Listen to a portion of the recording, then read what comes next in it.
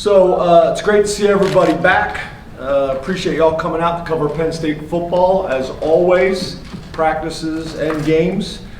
Entering my 12th season at Penn State, it's been an honor to lead the program and be part of the community. Preseason camp began on Wednesday. We've had 2 practices so far, which I think you guys are aware of. About to have practice number 3 today. You guys will get a chance to get out there and see some of it, which will be great. Really proud of how hard the guys worked all summer. We've got a really good summer period. The testing numbers have backed it up. As you guys know, we have 12 years of data to compare and contrast in terms of strength numbers, in terms of speed. So that data has been impressive. Chuck Losey and his staff continue to do a phenomenal job. We've got a lot of stability with that staff, and Chuck has done a great job. As you know, Chuck's been with me all 15 years as a head coach, and when Dwight Galt retired, took over and has done a phenomenal job. As I mentioned at Big Ten Media Days, really excited about the additions we've made to our staff. Jim Knowles and Stan Drayton, both guys with head coaching experience, both guys with national championship experience. So been great having them, and they're doing a phenomenal job. I said it at Big Ten Media Days. I think when you look at all of our personnel, not just the players, but the staff and players is the best combination that we've had in my 12 years here. The depth, the experience, the talent is impressive. So that's been fun to be a part of, and I think those guys have brought tremendous experience to us. We're proud of the 19 lettermen that we have on our staff, spanning 5 decades of history, going back to the 1980s. I think it's a testament to this program, the culture that we've built, what Penn State means to so many people, that these guys want to come back and be a part of our program. And I think it's invaluable, right? Our freshmen, our sophomores, our juniors, being able to talk to these guys that have sat in their lockers, have sat in their meeting rooms, have practiced at the Lash football building, have competed in Beaver Stadium and on the road in the Big Ten. Just tremendous experience and value coming from that. So that's been awesome. Our focus in training camp, our focus is obviously on training camp, but everybody knows we'll be hosting Nevada here 4 weeks from now. Andy Mutton, who I think actually spent time there, has been very adamant about it's Nevada, not Nevada. I always want to say Nevada, but it's Nevada. He's made sure I've been clear on that. West Shore home field at Beaver Stadium may look different, but we know this place is going to be rocking like it is every single year. And probably just like me, I walked into the stadium, and from the inside of the stadium looking up, it's really impressive what they've been able to do with the temporary bleachers and things like that. So excited about that. Appreciate everybody being here again, and open up to questions. Let's go over here to the right, Mark, and then we'll go Rich in the front. Hey James, thanks for your time. Hey Mark, you too, man. Where are you health-wise as camp opens? We heard about Caden, but generally speaking, where's the team? And is there anybody else who will be limited or out for camp? Thanks. Yeah, so the injury list is not great right now, but after today's practice, it'll change things, because what happens is you got a number of guys. We played late in this season, as everybody knows, the longest season in Penn State football history. Played late into the season, and we had some injuries that required some surgeries and things like that at the end of the season, and they're going to be considered limited until we've had a padded practice to show that they're able to do that. So some of these guys are limited up there. They're ready to go, and I think if you ask them, they could play in the game right now. But our trainers and doctors, smart, we hold them in a limited category until they actually go out and do it. So if they had an upper body extremities issue, we got to get through the first day of hitting to clear them back to full go. So the list is a little bit longer than I probably would like. but nothing that we're concerned about, and nothing that you guys, I think, aren't already aware of. Did I answer your question? Yep. Yes, sir. Rich? Hey, Hello, Roger. James. How are you? Good, man. How are you? I'm good. How have Hudson, or how can Hudson, Ross, and Peña help the passing game in general, Drew in particular, and how have they looked so far in these first 2 practices? Yeah, so I think the biggest thing is they're veterans that have already produced, in college football. Hudson was a captain, at his previous institution, had one of the catches of the year against LSU. Senior, veteran, mature. So that's been valuable for us. Peña, same deal. Peña's a 6-year guy. Same thing, was captain at his last school. Got a lot of maturity, got a lot of experience. I think you guys have heard me talk about this before. I compare college football in some ways now to college basketball. When the one and done started, and you could have a veteran, older team to make a run, because as we know, experience and talent matters. And then Ross, didn't play, obviously, whether it's, the Big Ten or the ACC, but we were able to watch him against Iowa. I think you guys know how much respect I have for Iowa, that program defensively, special teams wise, and to be able to watch him, make plays against an Iowa defense and an Iowa team in general on special teams, gave us a lot of confidence about bringing that young man in. But they've all been great. They've been great.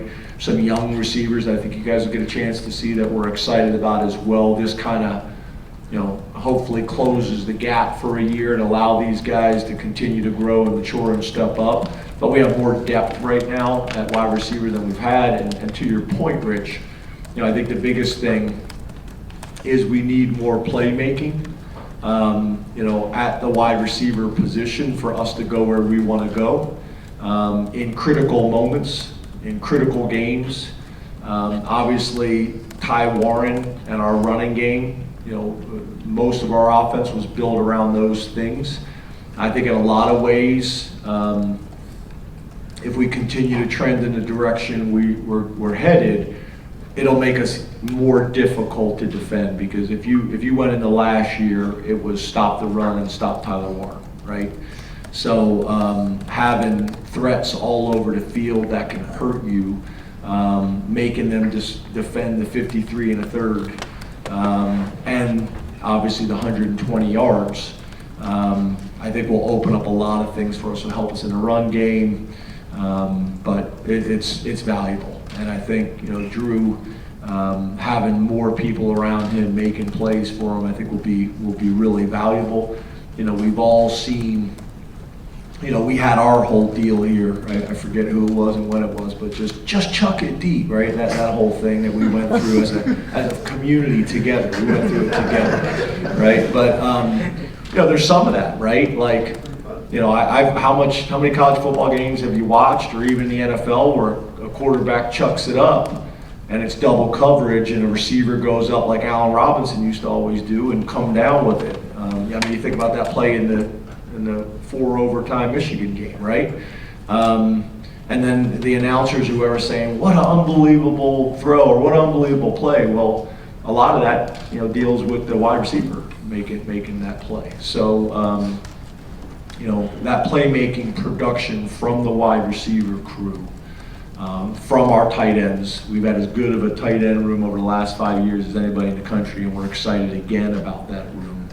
And then being able to use our 2 running backs in more ways. They grew dramatically last year as receivers. I expect them to take another step this year, and we want to be able to get them the ball in space as well. So a lot of weapons, a lot of people to use, but we're going to have to build on this every single day. Over here on the right, John. Hey, James, how are you? Good job. Very good. Doing good. We've talked a lot, obviously, about the role that Jim Knowles is going to have in this defense, and you mentioned blending them in the past. Where do you feel like the defense is when it comes to blending a Penn State defense and a Jim Knowles defense, and how different is it with the players, specifically in the secondary? Yeah, so obviously there are some tweaks and changes, and there are every year, right? Whether we keep the same coordinators or not. But the majority of it is me having a list of guys that philosophically believe how to play defensive football, similar to us and how we have done it. We've been fortunate. I think we've had 4 defense coordinators here. Every single one of them has had a top 10 defense at Penn State. So I think that was attractive to Jim. But I think it was also attractive to Jim that when he watched our tape, there's some similarities in what he believes and vice versa. So those things help. And then once you arrive, it's, okay, what needs to change? What can stay the same? And then I think the other thing is, hopefully this is his last time doing it, but he installed the defense at Duke. He installed the defense at Oklahoma State. He installed the defense at Ohio State, and no different than everything else. Every time you go through this, you get better at it as well. So he's in a really good place. Our defensive staff's in a really good place. I think we're pretty far along, but it's still day 3. But there's some tweaks and changes in the secondary. I think there's some tweaks and changes up front too. We've been predominantly, really since Manny came, an attack front defense, and we've been predominantly a man cover team, and we'll still do those things, but there are some technique changes up front in terms of how to play blocks. There's some changes, with the linebackers. Again, with Manny, attack front, we were gapped out. Linebackers had a gap responsibility, and this defense requires the linebackers to play more of a traditional linebacker and read things out a little bit more. And then in the secondary, we'll just have more coverage diversity, which I think will be important because there's going to be 2 or 3 games a year where you just can't line up and play man, right? And that coverage diversity will be important for us moving forward. And those things were a lot of things that me and Jim discussed before he came here. Back left, Allie. Hey James, how are you? Good, how are you? Good. I think we've talked a lot about the monetary ways that revenue sharing NIL can impact your players, but particularly now as you emerge into yet another new college football, how can those monetary discussions help players understand maybe more about contracts or the services exchanged from both sides, particularly as you send guys on into the NFL and they start doing that. Now they're not doing it as rookies necessarily, but they could be doing it in college. And then you think about an alumni of this program, Micah Parsons, doing that right now with Dallas. Yeah, so as you can imagine, it's day 3 of practice. I'd love to talk about practice.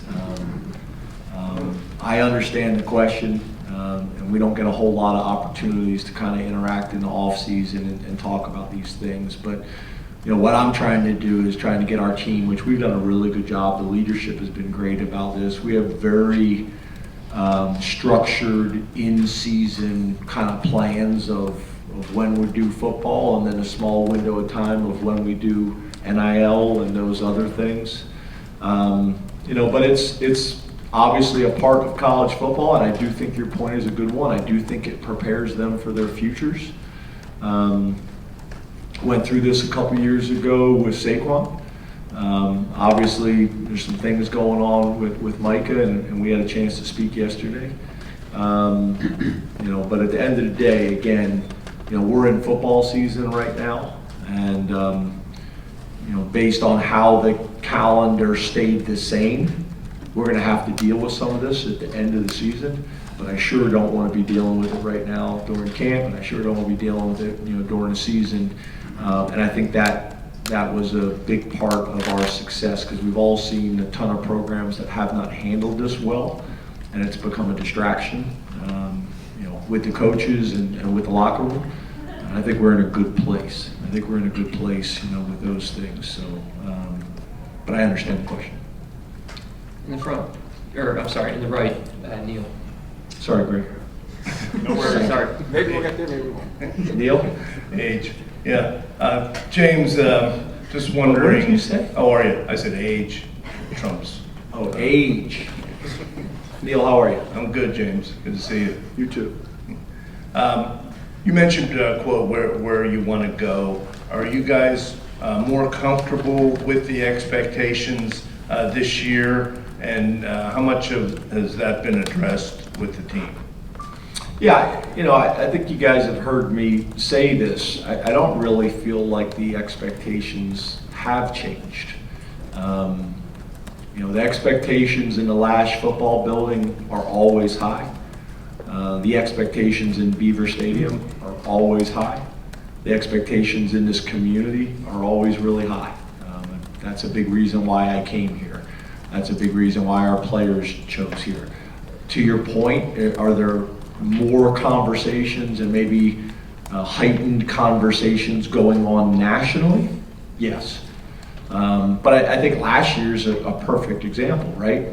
We were a drive away from playing for the national championship last year, and 99% of the programs in the country would be jacked about that season and how it went. And I don't know if that was necessarily the case here, right? We went 13 games, and like I mentioned, we were a few points and a few drives away from playing for the national championship, and people were pissed. That's what you sign up for when you come to Penn State. And so those expectations are always really high. We've been to a bunch of New Year's Six games before that, and again, a lot of programs would die to go to a New Year's Six New Year's Six game or win a New Year's Six game. And we've done that fairly consistently, and I wouldn't say it necessarily feels that way. So, and I would not say it feels any different within our building, with our coaches and with our players. But I will say this, all the hard work that they have done, the number of guys that decided to come back, they've earned those types of conversations and that attention. But I would also say to you, which I think you heard me say before again, no one cares about preseason rankings. Like, I'm not going to frame the preseason rankings and put it in my basement in the man cave. Like, no one cares. No one cares. So all that's wonderful. We want to spend our time working on the things that are going to allow us to do the things that we want to do this year, starting with Nevada and creating the habits and behaviors that will get us there, not talking about, not spending a ton of time talking about, goals and those types of things. There's a place for it, but we're focused on what we have to do to have the type of season that we want to have. Greg. How you doing, Coach? Hey, Greg. You sat here 12 years ago in a lot different spot with your offensive line. So how do you feel that will play out this year in terms of a number of guys who play from a snap perspective, and then specifically right tackle with two guys who are essentially starters back? How do you see that playing out? Yeah, totally changed. When I got here again, this people just kind of brush this over like no big deal. But we had 4 offensive linemen, I think, was the number when I got here in the entire program. I think now we're at like 22, 25, something like that. I would love to have had Sauber, 12 years ago. You'd have been starting at center. Yes. Yeah. Just don't have very long arms. You're having trouble reaching the keyboard right there, to be honest with you. But we're in a different spot, right? So that's not just good for our offense, that's good for our defense. That iron sharpens iron every single day. It also allows us, when we talk about all the different weapons that we have in terms of wide receiver, running back, tight ends, and trying to get them all in the field. You guys also saw us last year do some 6 offensive lineman sets. That is obviously helpful from a scheme standpoint, but it's also helpful from a development standpoint. When you can get 6 and 7 offensive linemen on the field, allows those guys to get some playing time. Same reason why you put 2 quarterbacks on the field at the same time. It's a way to get them some significant time rather than a late game blowout and things like that. So there's tremendous competition. I'm not sure how it's going to work out. Donkoh was playing as well as anybody in the country before his injury. Rucci comes in and finishes the season as well as any tackle in the country. And then we got some young guys that are fighting and battling, them as well. I would also say, you guys know this, we've worked hard at creating position flexibility. So a guy like Donkoh also has the ability to play inside. So, what we're trying to do is how do we get the best 5 guys on the field, and then how do we also create depth, with whoever our backup tackle is going to be, whoever our backup guard is going to be, whoever our backup center is going to be, the next best offensive lineman to get on the field. So all those things we're trying to figure out, during training camp. On the right, Tyler. Hey James. Hey Todd. How are you today? Good, man. How are you? Asking about a couple of linebackers we didn't get a chance to see in spring. You didn't get a chance to see them on the field either, with Tony and then Amare Campbell. We saw this morning actually Jim named Amare as defender of the day for practice 1. So what has he shown your staff so far, and then how has Tony looked getting back into the mix? Yeah, Tony, really played most of last year with an injury that he could play with, but an injury that affected, he was not 100%.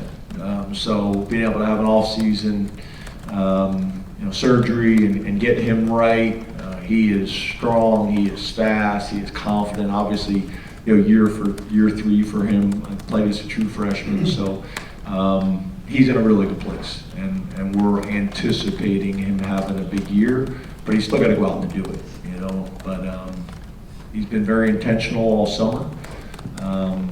Been impressive so far in camp.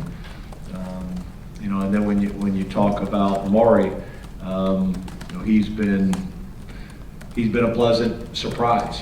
Played a ton of football for his previous school, and we thought those things would translate to us, but you never really know. Once again, a mature, older player who's taken the right approach since he stepped on campus, and I think there's some excitement about him right now. So he's created another level of competition that we hoped we were going to get, but you never truly know until these guys show up on campus, and he's doing some nice things. He's really doing some nice things. Tested well this summer. He's explosive. He's fast. He's powerful. He's kind of compact. You guys will see him. He's not one of those 6'3", 6'4" guys like some of those guys we've had in the past, but he can cover ground, and he's got really good instincts. You can tell he's played a lot of football, and that's going to be valuable for us. Going to create some really good competitions. We talk about Rojas and DeLuca and Campbell and Wheatley and Specca and Nelson. There's going to be really good competition with those guys, and Jackson, and then obviously some of the freshmen too. So it creates another layer of competition that we need. On the right, middle, Bob. James, how you doing? Good, Bob. How are you? Good. You had touched upon Tyler, obviously moving on to the pros. How would you assess the tight end room going into camp, the depth that you have? And I wanted to get your thoughts on what maybe a guy like Luke Reynolds, who had benefited, because Andrew actually unfortunately got hurt last year. He got a lot of playing time. It looks like he's added some good weight.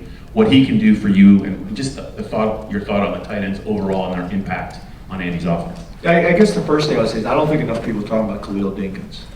Khalil Dinkins did all the dirty work last year. Every time we threw the ball to him, I think it was a touchdown. That's a little bit, being a little dramatic there, but caught a ton of touchdown passes. His touchdown to catch ratio was really good. Big, strong, physical, and his improvement in so many areas since he stepped on campus has been dramatic. I think he's got a very bright future. I think he's going to have a great year for us, and I think he's going to have a chance to play for a long time in the NFL. Rapp's another one. Rapp, was in position to play a ton last year, so losing him was significant. But to your point, we've done a really good job of recruiting and developing in that position, and Luke was ready to go and really flashed at times and did some great things. He's bigger, stronger than he was. Rapp is obviously hungry as heck to get back out there. And I think we're going to be in a position like we have been the last couple of years to have 3 tight ends that we feel like we can win with. So, I'm a big believer, as you guys know, in true tight ends and the value that they can bring to your offense. When your tight end is really a big wideout, not as valuable. when your tight end is a slug and is just a blocker and is not a receiving threat, he's an extension of just the offensive line. That's not overly valuable either, but Ty Howell and our staff have done a really good job of identifying, recruiting, and developing true tight ends that are critical to what we want to do on offense. So those guys will continue to play a major part in our offense. But again, I think you guys know this too, is we're going to play to our strengths. If our wideouts are our best unit, we'll be in 11 personnel. If our tight ends are our best unit, we'll be in 12 personnel. If our running backs are our best unit, we'll be in 20 personnel. So they're not just competing with guys at their position, they're competing with who's going to be that 11th player to put on the field, the third wide receiver, the second tight end, or the second running back. And as you know, we'll do a little bit of all that, but it's important that we figure out what our identity is going to be and what puts us in the best position to be successful. That could also change a little bit game plan week to week as well. Got time for two more. Over on the right, Johnny. Good afternoon, James. How are you? Hey, Johnny. Good, man. How are you? Good. As Jackson and Ethan look to separate themselves in the backup quarterback battle, what are you looking to see there? And then is it necessary for that backup job to be decided by week 1? Yeah, so, that one in the spring was really tightly contested. I thought Jackson would be rusty coming back. He wasn't. He had a great spring. So we're gonna, this thing's, I think, gonna go right down to the wire. Depending if it finishes up like it did in the spring, it could continue throughout the entire year. If it's close, there's a gap. But if it's close, I think the competition could go throughout the year. Whoever has the best week that week is going to be the backup quarterback type of deal.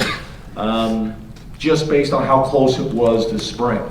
Obviously, we have all the data to back that up as well in terms of completion percentage, third down percentage, touchdown to interception ratios, all those metrics that we all know are important in evaluating the quarterback position. Eliminating 3 and outs, those types of possessions, and then we've talked about this before.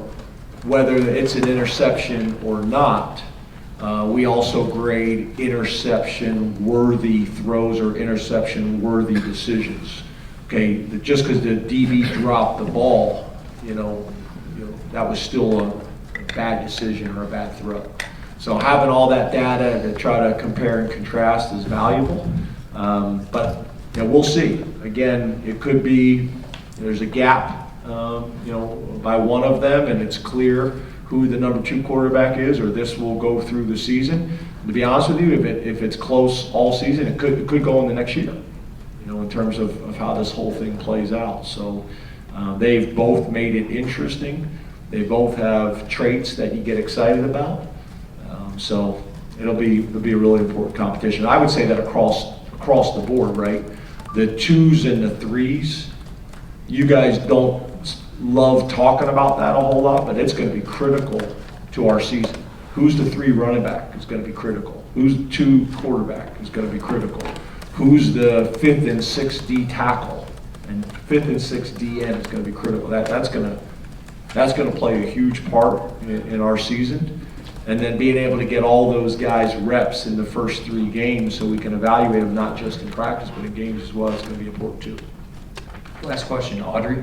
Hey James, how are you? Good, are you? Good, thank you. I wanted to ask about your safeties and kind of how do you feel like maybe what excites you about that group? Maybe who are some of the guys that you're hoping you can learn a little bit more about this preseason?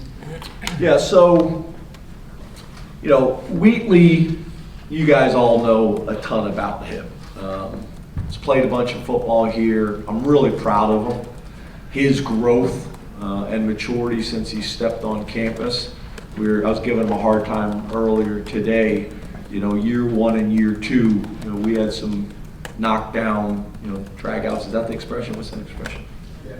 Is that right? Rich? Drag 'em out. I like that.